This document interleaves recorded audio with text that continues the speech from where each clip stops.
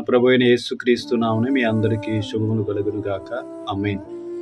దేవుని యొక్క పరిశుద్ధ గ్రంథంలో వాక్యం ఇలాగ సెలవిస్తూ ఉంది. నిన్ను ఆశ్రయించు వారందరూ సంతోషింతురు. అవును, యేసుక్రీస్తు ప్రభువైన వారిని ఆశ్రయించు వారందరూ కూడా వారి జీవితంలో మొదటగా వారు పొందుకునేది ఏమిటంటే సంతోషం. దేవుని వద్దకు వచ్చిన వారందరికీ కూడా ఆయన ఏమివ్వాలనుకుంటున్నాడంటే సంతోషాన్ని, సమాధానాన్ని ఆయన ఇవ్వాలనుకుంటున్నాడు.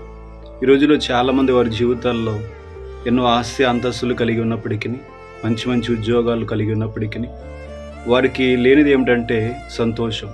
చాలామంది సంతోషం అనగా లోకంలో వెతుక్కుంటారు. బంధువుల్లో, స్నేహితుల్లో, సినిమాల్లో, సీరియల్లో కొంతమంది సంతోషాన్ని వెతుక్కుంటారు.